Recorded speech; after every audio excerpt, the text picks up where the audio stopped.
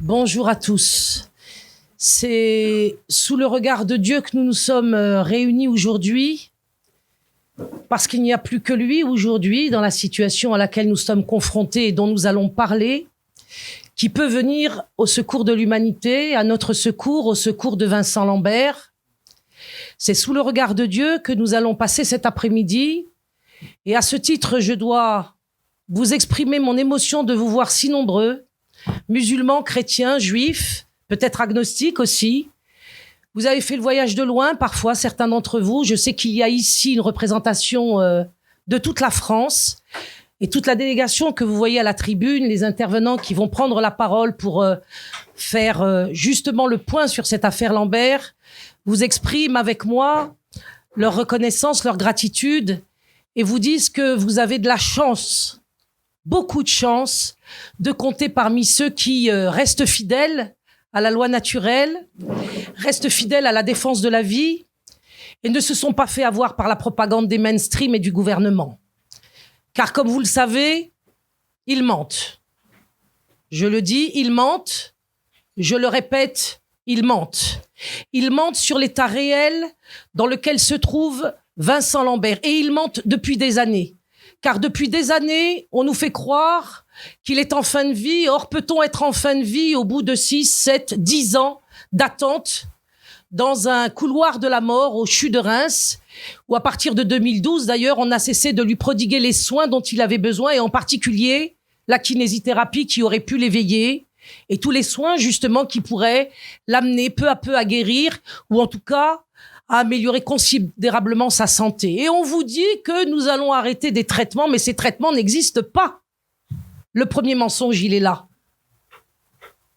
Vincent Lambert souffre du fait que, justement, il n'est sujet d'aucun traitement et qu'à partir d'une décision du docteur Carigère en 2012, si je ne m'abuse, la kinésithérapie même lui a été supprimée et depuis, il est véritablement incarcéré au CHU de Reims, dans une salle où on a même installé des caméras de surveillance et où on a fermé la porte.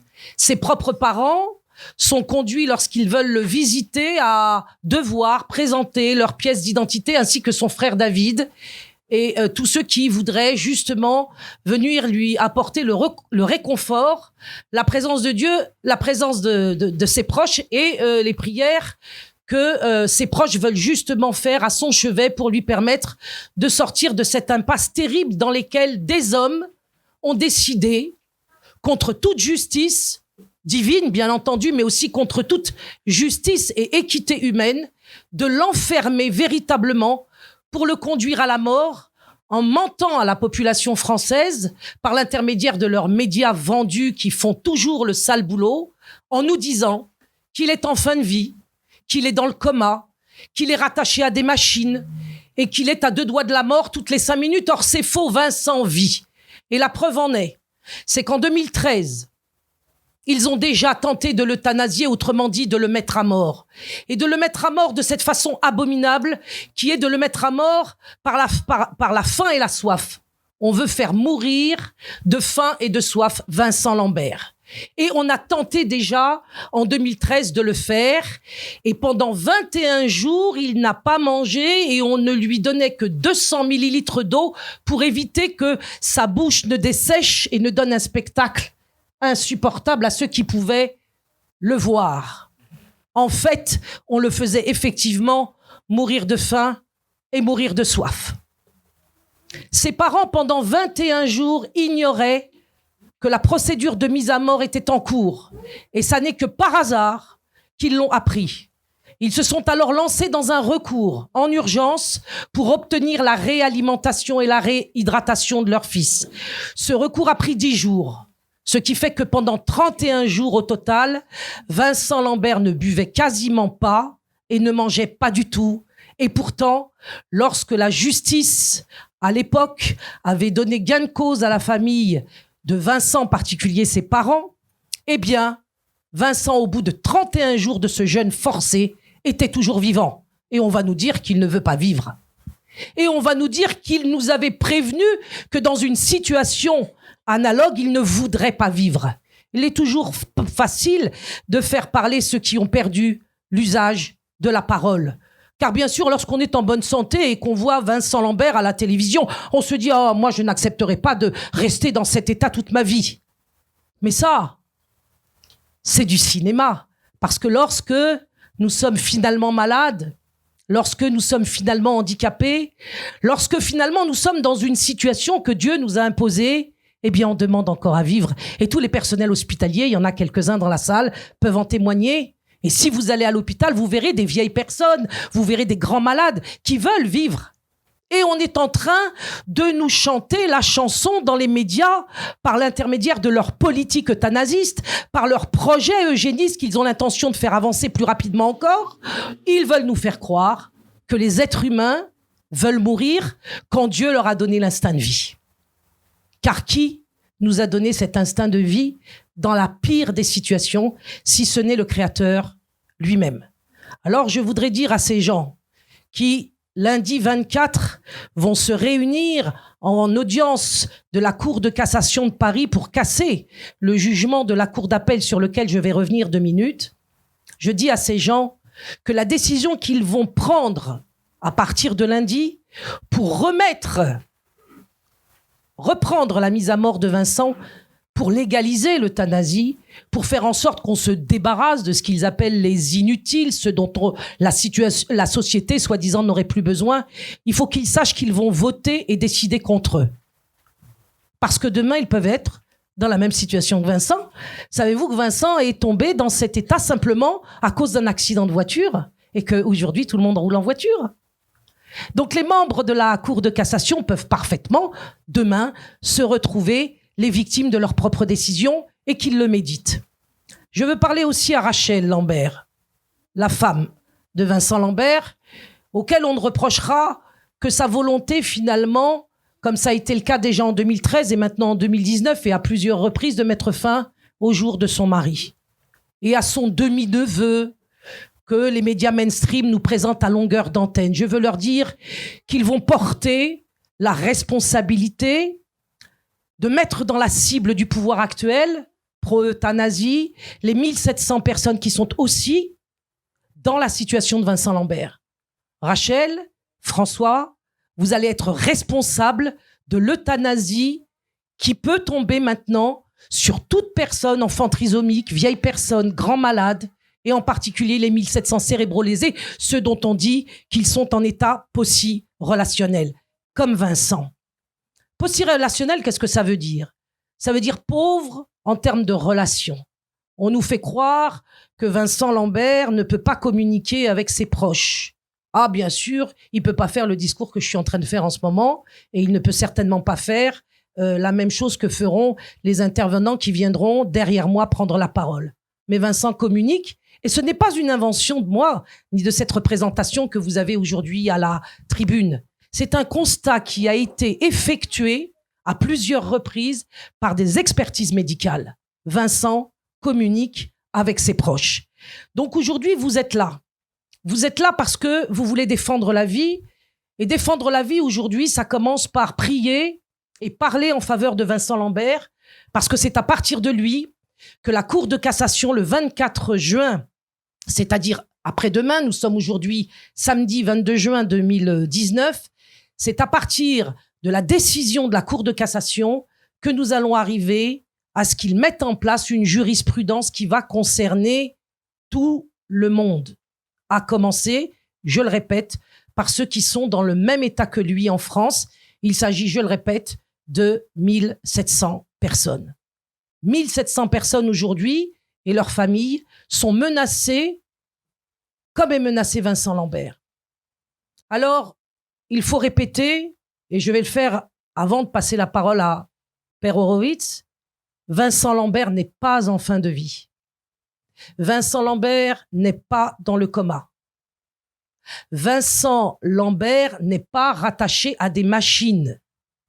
Il est simplement soumis régulièrement à une alimentation et à une hydratation artificielle, étant entendu qu'on l'a vu aussi se faire nourrir normalement à la cuillère. Je vous demande de faire l'effort, après cette journée pour ceux qui auraient besoin d'avoir des détails sur la chronologie de l'affaire Lambert, de vous rendre sur le site Je soutiens Vincent. Je soutiens Vincent vous propose une chronologie de cette affaire et vous verrez à quel point, à partir de 2012, on fait tout pour que Vincent Lambert meure, que son état se détériore et pour que cet état détérioré par manque de soins, justement, justifie la mise à mort. Or, miracle, l'état de santé de Vincent Lambert est stationnaire. Il ne s'est pas dégradé, quelles que soient les tentatives qui ont été faites régulièrement depuis des années pour le faire justement mourir. Donc ici, je voudrais vous remercier une fois de plus parce que vous êtes nombreux. Je suis très impressionnée et je sais que je peux exprimer l'émotion de tous ceux que vous voyez là à cette tribune et qui vont prendre la parole pour justement, à leur tour chacun, venir au secours de Vincent Lambert. Et venir au secours de Vincent Lambert, c'est aussi venir au secours de tous ceux qui sont dans le même état, venir au secours de la France, qui doit refuser la légalisation de l'État nazi, quelle que soit la propagande dont elle est actuellement victime. Mais il faut quand même que je précise encore une dernière chose, en tout cas pour la vidéo, pour ceux qui pourraient la prendre dans le cadre de la diffusion Internet que nous lui destinons. Vincent Lambert, le 20 mai dernier, donc, avait été sauvé par la Cour d'appel de Paris, en tout cas provisoirement, puisque à l'issue de la marche blanche, à laquelle notamment Véronique, Romane et moi avons participé, Jean-Noël également, nous avions obtenu, grâce aux initiatives de l'Alliance Vita et de la Fondation Le Jeune, une victoire, qui était que la Cour d'appel de Paris suspendait justement la mise à mort qui avait commencé le matin même.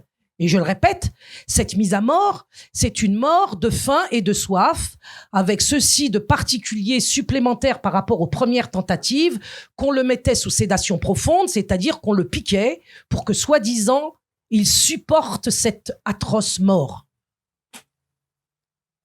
Eh bien, la Cour d'appel de Paris avait décidé d'interrompre cette mise à mort au bout d'à peine 24 heures.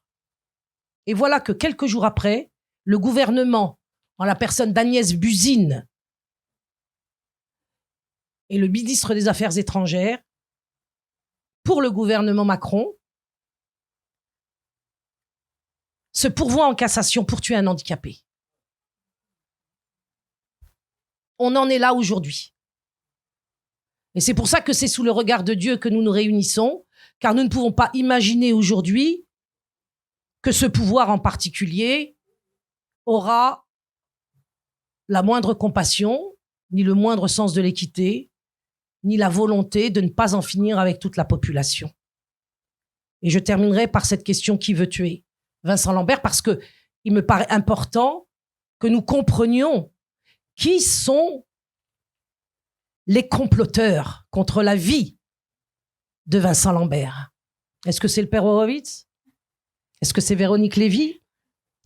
Est-ce que c'est Jean-François de Biol?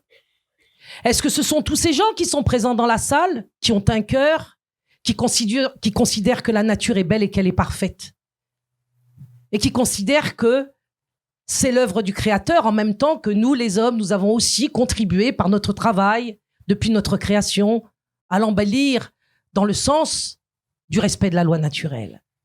Ceux qui veulent aujourd'hui tuer Vincent Lambert, ce sont ceux qui ont fait 22 éborgnés dans les manifestations des Gilets jaunes. Ce sont ceux qui n'ont rien cédé devant des mois de manifestations des Gilets jaunes. Ce sont ceux qui veulent la sexualisation précoce à l'école. Et à ce titre, vous avez Monsieur Molins, Véronique reviendra là-dessus tout à l'heure, qui est le procureur de la Cour de cassation, qui réclame la mise à mort de Vincent Lambert. Et Véronique Lévy vous dira à son tour de parole ce que Monsieur Molins en question a initialement proposé, justement en direction des enfants, lorsque Madame Schiappa a lancé sa loi sur le consentement sexuel. Donc nous avons aujourd'hui affaire à ceux qui, partout, dans tous les aspects de notre vie quotidienne, nous harcèlent, nous fatiguent, nous épuisent, nous divise, nous empoisonne par l'alimentation industrielle, par la pollution sous toutes ses formes. Nous avons affaire aujourd'hui à des gens qui sont porteurs d'une culture de mort manifeste et qu'ils assument. Et nous sommes ceux qui défendons la culture de vie. Gloire à Dieu, vive la France et à bas la République maçonnique.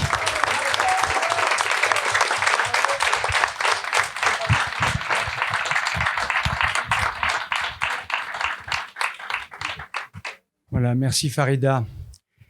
Donc, lorsque nous avons, avec Farida et Roman, réfléchi à une opération à mener pour essayer de lutter contre cette euthanasie qui approche, particulièrement avec le cas de Vincent Lambert, nous nous sommes demandé quoi faire.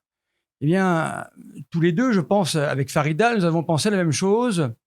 S'adresser aux hommes, surtout aux hommes que nous avons devant nous, ne sert strictement à rien. Ces hommes n'ont ni cœur ni conscience, ni rien du tout qui les fera changer d'avis. Donc, c'est peine perdue. Aujourd'hui, nous voyons l'expérience des Gilets jaunes, qui doivent être à peu près à la 35e manifestation, je crois, et qui n'ont presque rien obtenu du tout. Même des gens qui auraient un peu de cœur auraient au moins fait quelque chose vis-à-vis de ces gens.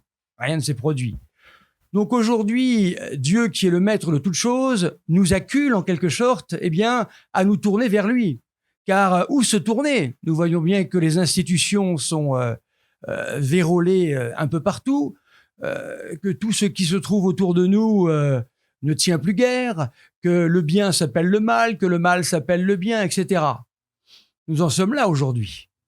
Donc, la meilleure action que nous avons décidée, aujourd'hui, étant donné les circonstances dans lesquelles nous sommes, c'est de nous en remettre entièrement à Dieu, et seulement à Dieu, car nous savons que nous ne pouvons avoir confiance qu'en lui.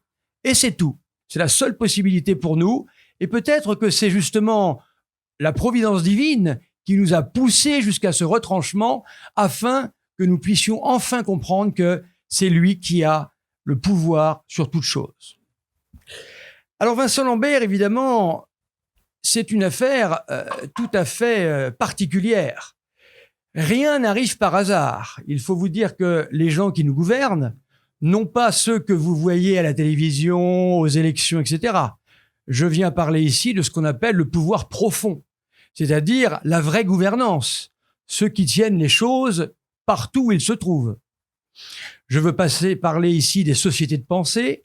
Je veux parler ici de tout ce que l'on peut appeler également, eh bien, les officines. On peut parler également de la franc-maçonnerie. N'oublions pas que pour être président de la République aujourd'hui, eh bien, il faut faire un grand oral à la rue Cadet. Sinon, on n'a guère de chance d'y arriver. Donc, ce sont ces gens qui nous gouvernent. Ils sont là, ils ont main sur toute chose, et ils ont un grand avantage sur nous, c'est qu'ils ont 50 ans d'avance sur tout. Lorsque le docteur Simon, qui était un grand maître du Grand Orient de France, a publié son livre « La vie avant toute chose », l'avortement n'était pas encore présent en France. Et pourtant, tout était déjà fait, justement, par les loges, car c'est par là que ça commence. Eh bien, aujourd'hui, de la même manière, puisqu'ils ont toujours le même processus, la même stratégie, l'euthanasie est déjà réglée. Tout est dans les tuyaux, comme on pourrait dire. Et, comme d'habitude, eh bien, la faiblesse de ceux qui devraient parler étant là, eh bien, ils ont toute possibilité d'agir à leur convenance. Ne l'oublions pas. La franc-maçonnerie, entre autres choses, a avancé avec le docteur Simon en particulier et son livre « La vie avant toute chose », l'avortement, avant que tout le monde y pense, bien sûr. Eh bien, de la même manière, on va aujourd'hui nous faire sur le même registre l'euthanasie. Alors l'euthanasie, curieusement, il y a des paradoxes, comme je le disais. Quand la franc-maçonnerie a voulu imposer dans l'éducation dite nationale la mixité, il fallait la mixité, garçons et filles devaient être mélangés. Eh bien, les loges, elles, restaient non mixtes. Quelque chose de curieux ici et de paradoxal. Second paradoxe, l'euthanasie. Alors évidemment, aujourd'hui, pour avoir le droit de vivre, il faut être productif. productif, il faut évidemment faire gagner beaucoup d'argent à la société. Il faut également être beau, grand, fort, musclé et jeune. Monsieur Jacques Attali, dans un de ses livres, nous disait que, arrivé à un certain âge, par bonté pour la société, en quelque sorte, eh bien, il fallait choisir de disparaître. Parce qu'on ne servait plus la société comme il se devait. Je crois que monsieur Attali, à l'époque, avait fixé un âge, c'était 65 ans. Je ne sais pas quel est l'âge de monsieur Attali, mais il pourrait peut-être commencer par nous montrer l'exemple. Je ne sais pas s'il veut être en parfaite corrélation avec lui-même. Voilà, donc dès qu'on dépasse 60 ou 65 ans, eh bien, choisissons de disparaître. Mais hélas, il n'est pas très cohérent avec ses propres idées. Dommage, dirons-nous. Moi-même, je visite des maisons de retraite. Le discours que j'y entends, la plupart du temps, il y a deux types de discours pour les mêmes personnes. Je vais voir des vieilles dames qui ont 100 ans et qui me disent « Monsieur l'abbé, j'en peux plus de la vie. Quand est-ce que le bon Dieu va me rappeler? Quand est-ce que le bon Dieu va me rappeler ?» On en pleurerait quand on voit cette dame qui était à bout de vie, en quelque sorte.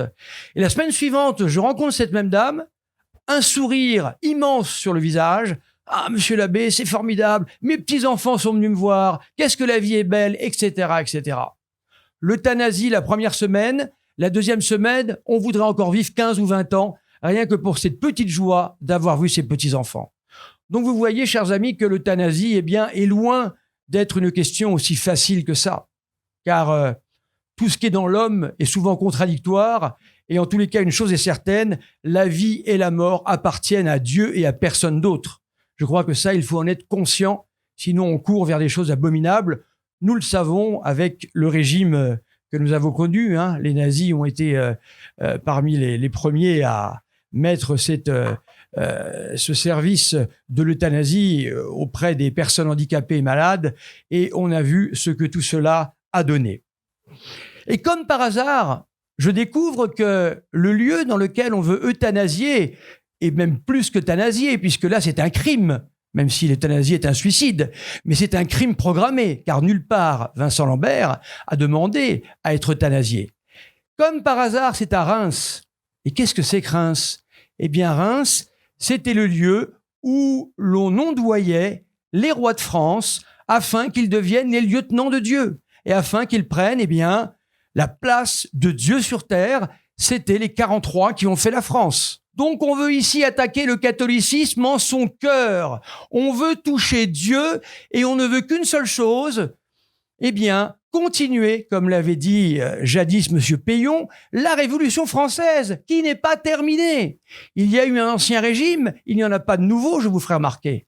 Voilà, le nouveau régime, eh bien, c'est l'athéisme pour tous, c'est l'asservissement pour chacun et l'esclavage, eh bien, pour tous ceux qui vivront dorénavant ici en France. Et ce phénomène, eh bien, a tendance à se généraliser grâce au nouvel ordre mondial. Je vous rappelle que tous les présidents de la République jusqu'à maintenant nous ont dit qu'il fallait aller vers le nouvel ordre mondial. Même s'il fallait y aller de force, nous y allions. Voilà ce que on ne cesse de nous dire. Eh bien, le nouvel ordre mondial, il est devant nous chaque jour. Pardon ? Je finirai sur cette chose-là, la chose la plus importante, je pense. La vie et la mort n'appartiennent qu'à Dieu. Qui sommes-nous, misérables vermisseaux, même avec un tablier de cochon autour de nous, avec des titres extrêmement glorieux? Qui sommes-nous pour juger de qui a le droit de vivre et qui a le droit de mort? Est-ce que Beethoven a le droit de vivre? Eh bien, avec les lois de ces gens, Beethoven aurait déjà été tué à la naissance. Et pourtant, on sait ce qu'il est advenu.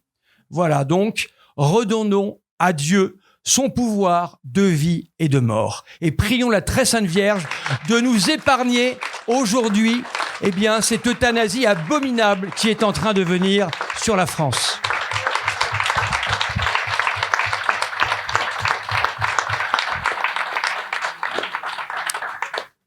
Merci, Père Horowitz. Il est prêtre de la paroisse du Pradet sur le diocèse de Toulon.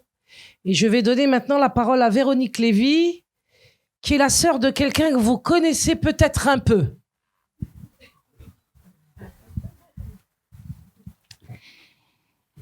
Bonsoir, merci Farida, et je suis heureuse d'être là. Je suis heureuse aussi On voudrait enfermer ce combat, en fait, dans un combat de catholiques intégristes, comme ils les appellent, parce que la mère de Vincent a appartenu en son temps à une fraternité de l'Église qui est plutôt traditionnaliste. Mais c'est un combat qui concerne l'homme, l'être humain. Et comme je l'ai écrit dans un livre, c'est l'homme contre les robots. Voilà. Et le seul qui peut nous sauver des robots, c'est-à-dire d'un homme qui est un instrument, en fait, dans les mains du pouvoir, un homme sérialisé, labellisé, avec le chiffre de la bête, eh bien, c'est Dieu. Voilà, c'est Dieu qui est notre visage de liberté, puisqu'on a été créé à l'image et à la ressemblance de Dieu. Dans cette histoire de Vincent Lambert, on nous parle d'euthanasie, mais effectivement, il ne s'agit pas d'un euthanasie, parce que l'euthanasie, même s'il s'oppose à la loi de Dieu, c'est un suicide médicalement assisté. Et la loi Néonetti, d'ailleurs, exige ce qu'on appelle des directives anticipées qui permettent de signifier si oui ou non on souhaite ne pas subir d'acharnement thérapeutique en cas de diminution du pronostic vital, enfin en cas de grave maladie. Or, Vincent Lambert, non seulement n'a pas fait de directive anticipée, mais il n'est pas en agonie, il n'est pas dans des souffrances insupportables, il est, comme le disait Farida, dans un état post-relationnel, c'est-à-dire de handicap lourd, pauvre en relation, voilà. Mais il n'est pas malade physiquement, c'est sa faculté à communiquer qui est malade. 7 centres sont prêts à l'accueillir.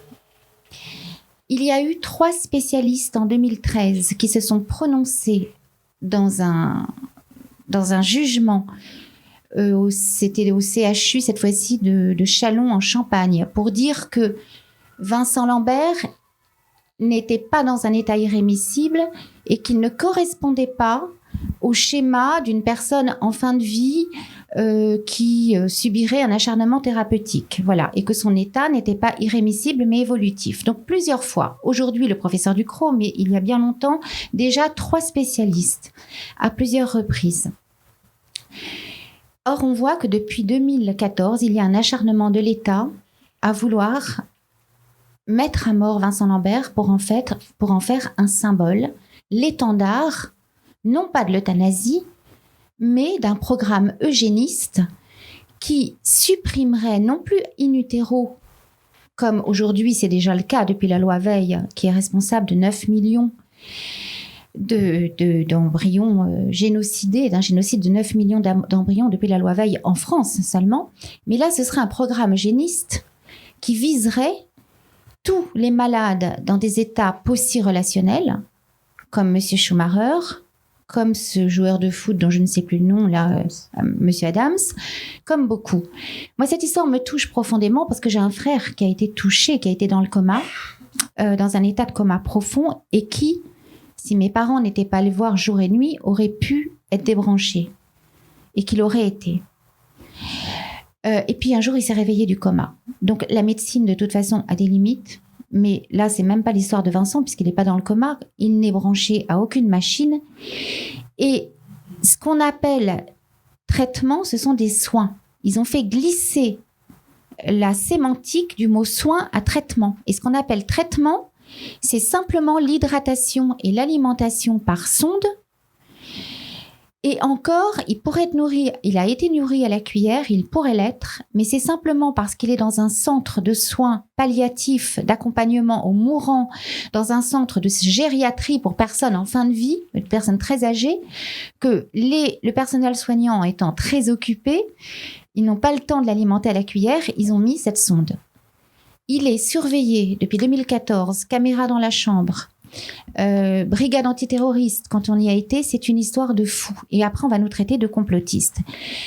Ce que je veux dire, c'est que ce programme eugéniste, il est inscrit depuis pas mal de temps déjà. Monsieur Euthanasie, comme je l'appelle, Monsieur Attali, en a parlé. Et ces mots sont très clairs. Il a fait des procès à plusieurs personnes en disant qu'il n'avait jamais parlé d'euthanasier les gens au-dessus de 60 ans, de 65 ans.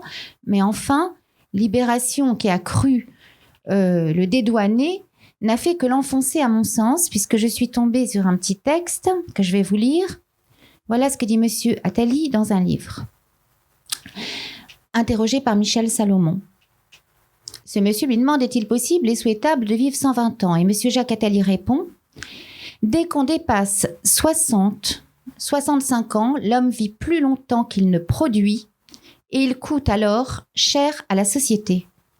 D'où je crois que dans la logique même de la société industrielle, l'objectif ne va plus être d'allonger l'espérance de vie, mais de faire en sorte qu'à l'intérieur même d'une durée de vie déterminée, l'homme vive le mieux possible, mais de telle sorte que les dépenses de santé seront les plus réduites possibles en termes de coûts pour la collectivité.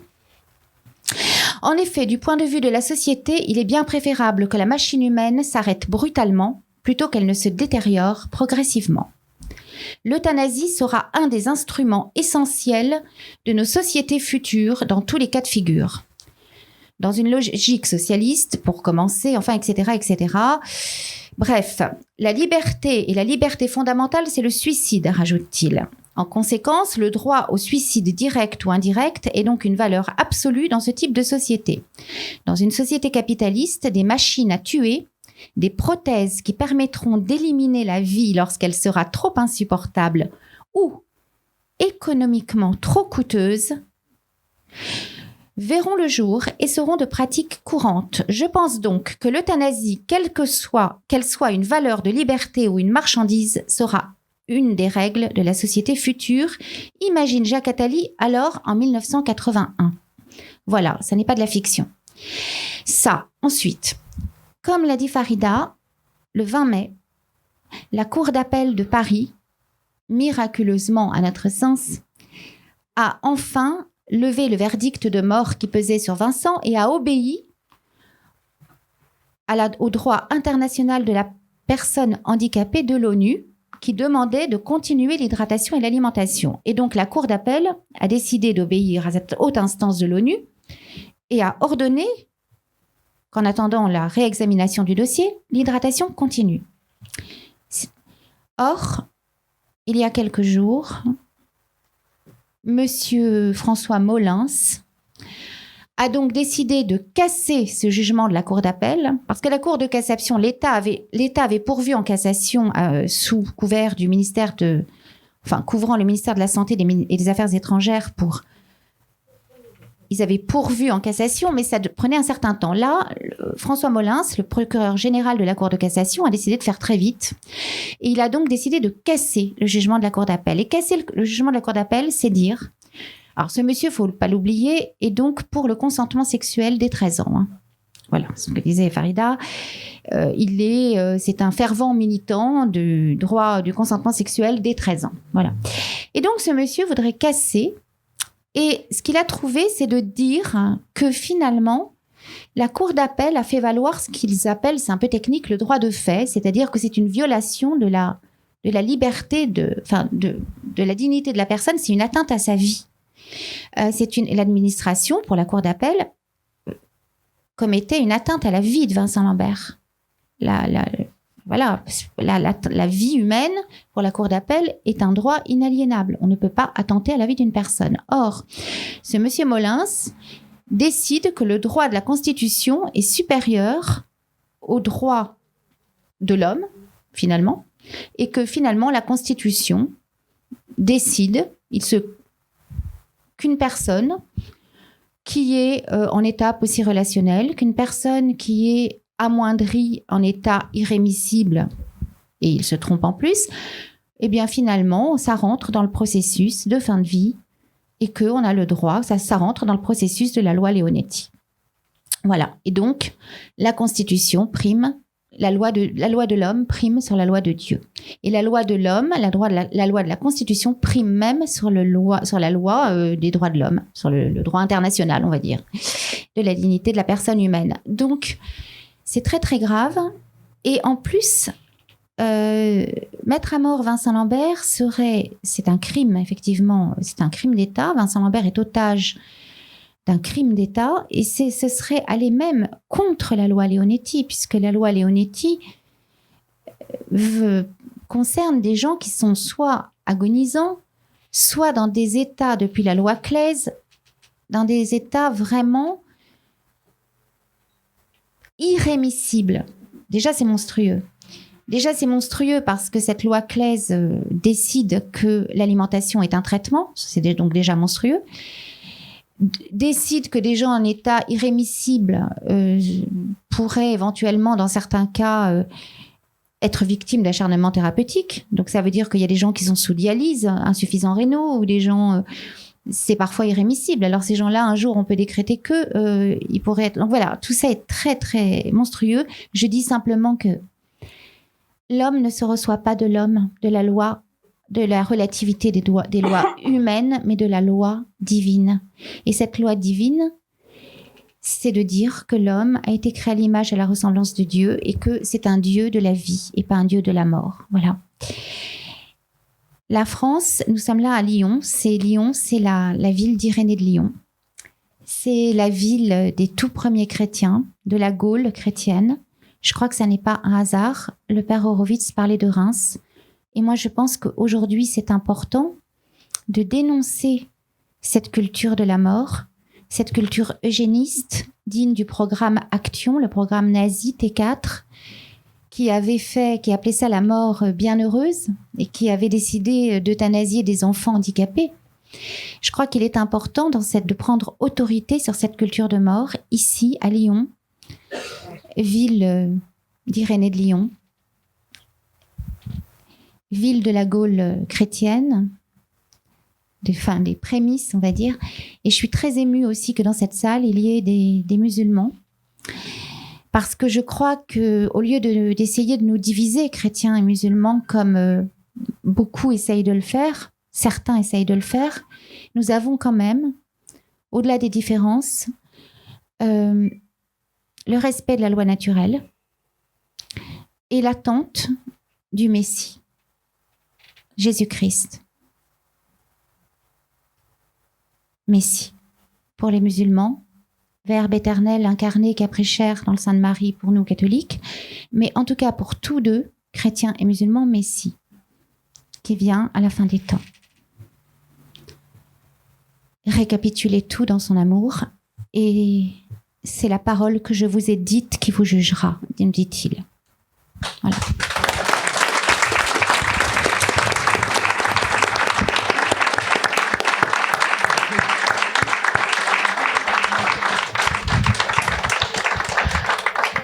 Maintenant, je donne la parole à Julien Yahya, qui est le président d'une association musulmane, Am Horizon. Bonjour à toutes et à tous. Je tiens également à vous remercier d'être venus si nombreux, car je suis très ému de voir que ça peut solliciter autant de monde.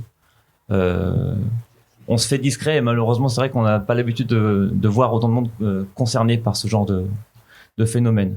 Mais en tout cas, donc je fais partie du mouvement JRE et c'est moi qui vais tout à l'heure diriger le moment de prière des musulmans. Je suis très heureux, très honoré d'être là aujourd'hui, car oui, les musulmans sont concernés par le destin de Vincent Lambert. Les musulmans sont concernés par le destin de la France, par le destin du monde, car il est de la responsabilité de chacun que d'honorer le nom de Dieu, en mettant notre petite personne un peu de côté et en essayant de faire le bien, en essayant de dire le bien. Donc nous vivons aujourd'hui un ras-le-bol qui est général. Tout le monde en a marre, mais tout le monde souffre de cette culture de mort qui s'infiltre dans tous les aspects de notre vie, et qui nous divise, qui nous épuise. Mais soyons clairs, la crise que nous traversons aujourd'hui n'est pas politique, la crise n'est pas économique. La crise est totale. La crise est à la fois politique, à la fois économique, mais aussi spirituelle, sociale, sociétale. On en arrive à considérer l'être humain comme une machine ou comme une vis, qu'on peut changer à tout moment par une autre. Et on en arrive à accepter de jeter un être humain à la poubelle, de jeter une âme humaine comme on jetterait un produit défectueux, parce qu'on estime qu'il est cassé. Mais est-ce que notre pays est vraiment foutu à ce point-là? Qu'on en arrive à plus considérer une vie pour une vie? Alors je vous pose la question. Quelle valeur restera-t-il à la vie après ça? C'est une honte ce qui se déroule sous nos yeux. Et cela ne doit pas être gravé dans l'histoire de France. Et si, par malheur, ça finirait par être gravé dans l'histoire de France, il serait gravé également que nous étions là et nous étions contre. Donc la solution ne viendra pas de quelqu'un d'autre. Parce que personne ne peut faire le travail que Dieu nous a confié à notre place. Et le diable met tout en œuvre pour nous déresponsabiliser, en même temps qu'il nous détourne de la loi naturelle. Qui d'autre que le diable veut nous détourner de ce qui est bon et de ce qui est juste? Qui d'autre que le diable veut faire de nos enfants des esclaves sexuels, des esclaves de la société de consommation? Et qui d'autre que nous, et par la grâce de Dieu, peut les en préserver? Et quelle est la responsabilité des enfants? On voit avec l'histoire de Vincent Lambert le courage d'une mère qui ne lâche rien pour sauver son bébé. Combien de mères sont encore capables de faire ça aujourd'hui? Et quand on voit une mère qui s'occupe de 3 enfants, est-ce que seulement 3 enfants sont capables aujourd'hui de s'occuper de leur mère? Donc c'est pourquoi nous demandons aujourd'hui le transfert de Vincent Lambert. Parce que c'est ce qui est juste, c'est ce qui est bon. Et parce que c'est ce qui fonde la loi naturelle et nos religions. C'est la responsabilité de chacun. Il appartient au plus fort de protéger le plus faible. Il appartient à celui qui a l'autorité de protéger celui qui ne l'a pas. Il appartient aussi à celui qui a beaucoup de donner à celui qui a peu. Et il appartient enfin à celui qui a la santé de s'occuper de celui qui ne l'a pas. Avons-nous vraiment besoin de préciser ça? Est-ce qu'on en est là aujourd'hui qu'on a besoin de dire des choses aussi évidentes que ça? Non, la foi, elle commence quand on voit quelqu'un dans la rue et qu'on ignore absolument tout de lui qui tombe et qu'on le ramasse parce qu'on essaye de lui faire, on dit « Mais pourquoi est-ce que tu t'es fait mal? Est-ce que je peux t'aider ?» Donc c'est pour ça, et c'est pourquoi aujourd'hui, nous demandons pardon à Dieu au nom de toute l'humanité pour avoir laissé le monde devenir ce qu'il est devenu sous nos yeux. Et nous l'implorons, si on le mérite encore, qu'il nous ouvre notre cœur et nos yeux et qu'il nous donne une victoire éclatante. Merci.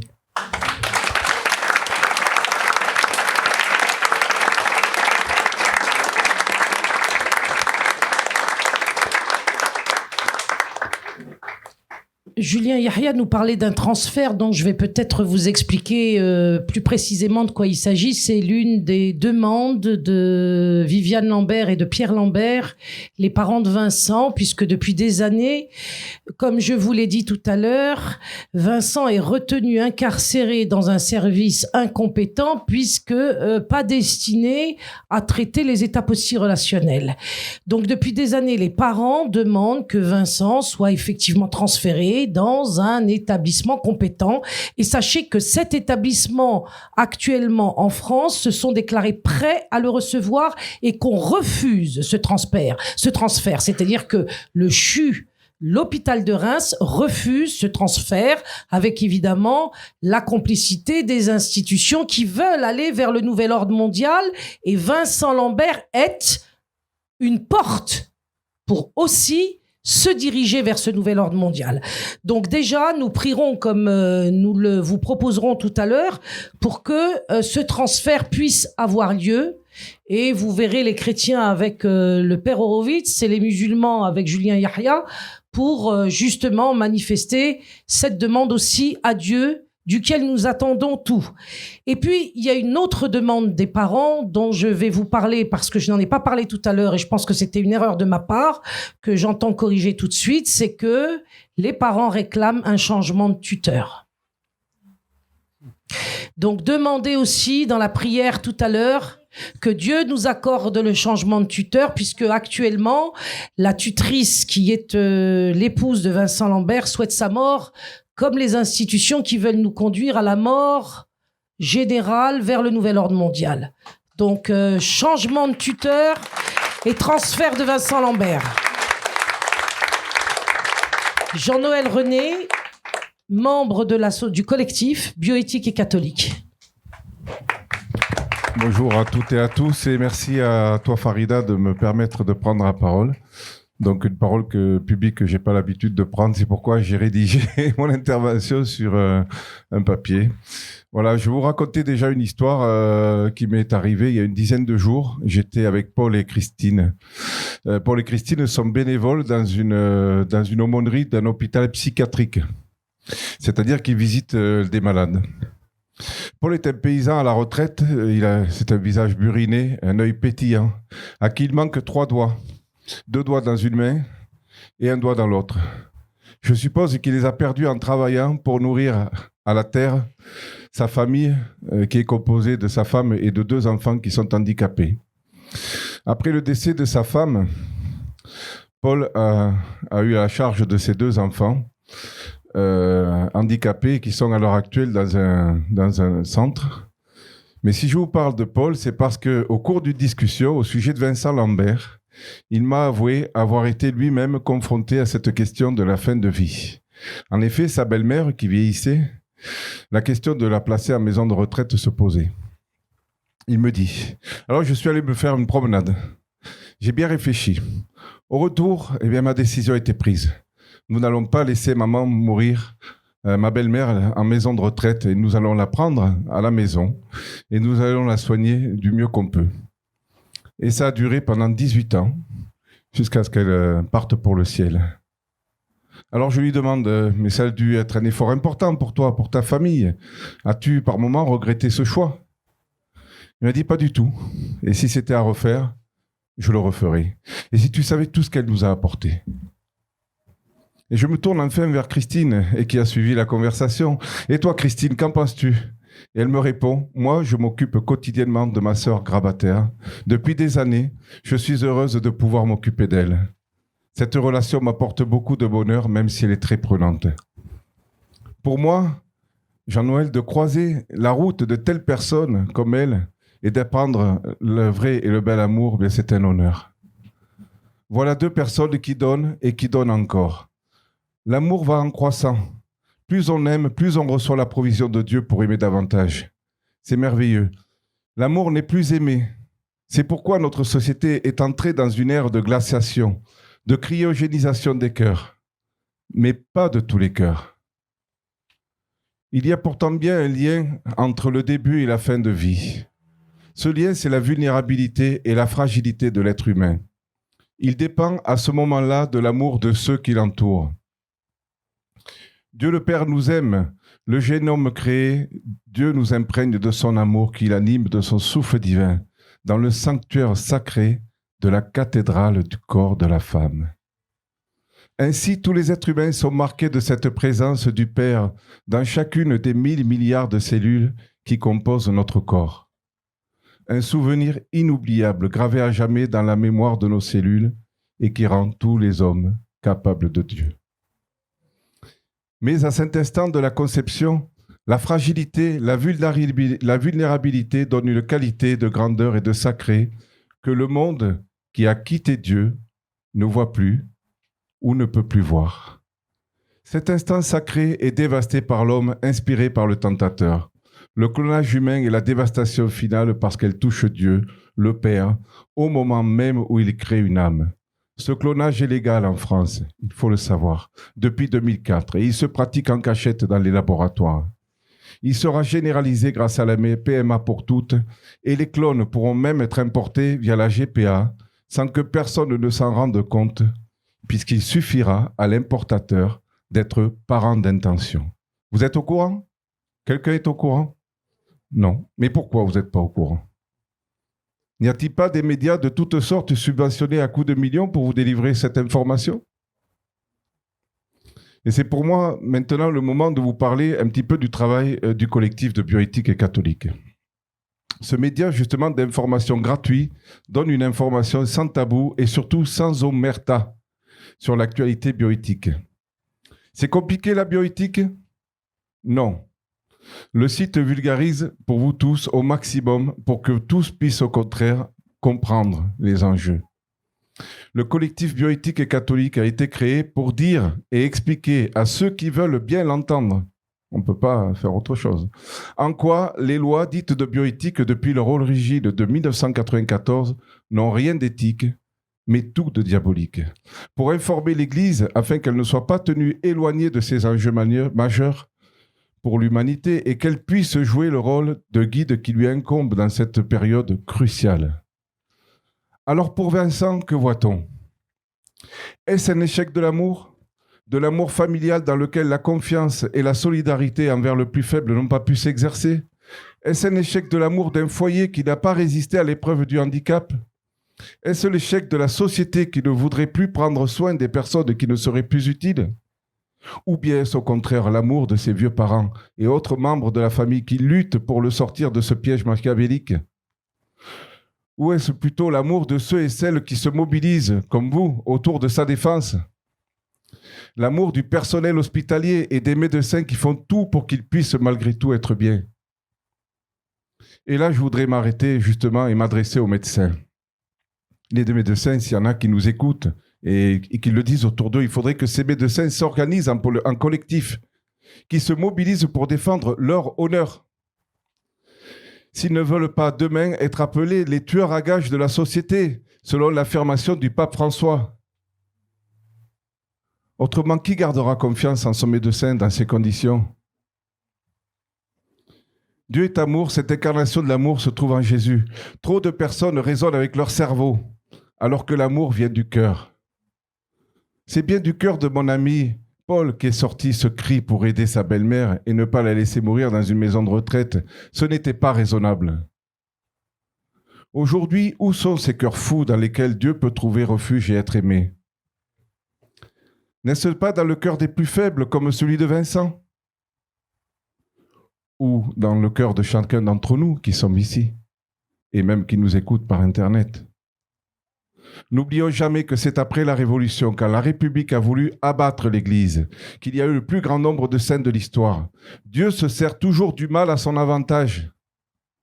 Chers amis, soyons bien sûrs que la boue nauséabonde qui a l'air de submerger notre humanité, de la même façon que Dieu, par Marie, a fait surgir une eau pure et miraculeuse à Lourdes, il fera surgir un monde nouveau, conformé à lui, pour ceux et celles qui voudront vivre de son amour, dans sa divine volonté. Que Dieu vous bénisse. Bénisse et sauve Vincent, notre frère, notre ami.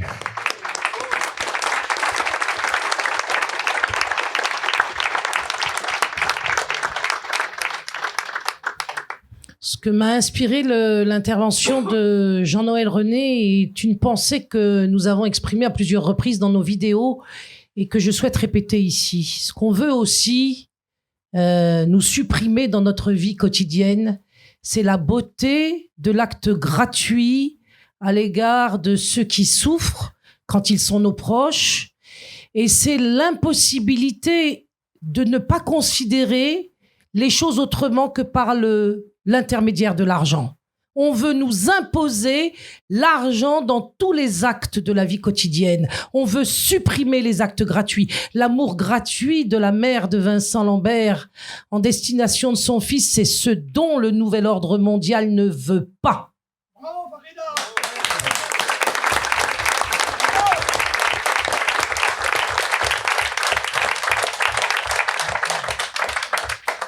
Baptiste Dulac, membre du mouvement JRE qui nous accompagne dans le combat depuis le premier jour. Ça fait 4-5 ans maintenant.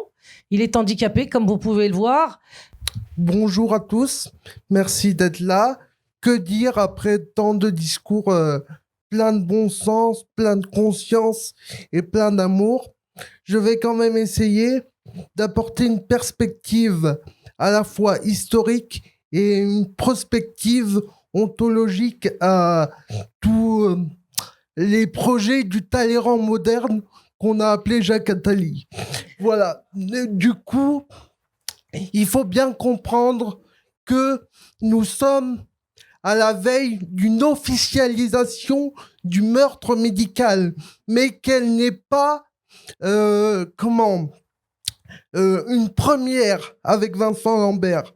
Je vous incite à lire un livre qui s'appelle « On tue nos vieux » d'un professeur de médecine à Marseille qui expliquait déjà en 2010 qu'on tuait les personnes âgées pour libérer des lits. Et donc, on voit bien que la première revendication des partisans de la mort n'est pas du tout le bien-être, c'est l'économie et Mammon. C'est ce qu'il faut bien comprendre. Et on le voit notamment dans les pays scandinaves qui sont à la pointe, malheureusement pour eux, de cette culture du libre examen du diable, en fait. Et ce qu'il faut aujourd'hui, c'est comprendre que la fougue chrétienne, musulmane, doit se réunir pour justement recueillir le sauvetage de Dieu. Vive la France et à bas la République!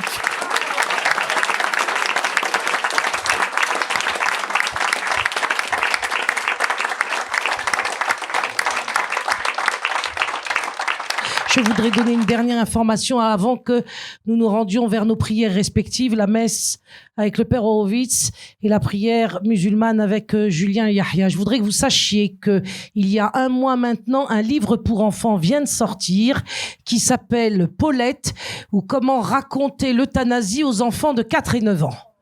C'est urgent de faire ça. Donc, dans le sens de la déclaration, de l'intervention de Jean-François Debiol, je vous demande effectivement de vous lever pour prier, puis ensuite de continuer à combattre, d'organiser partout des convergences vitales dont nous avons donné l'initiative aujourd'hui. Ces convergences peuvent avoir lieu partout, sans nous, chrétiens, musulmans, juifs, agnostiques. Vous pouvez, à 3, à 5, à 6, vous rassembler pour en parler, pour transmettre et pour prier le Seigneur créateur des cieux et de la terre de nous épargner ça. Merci.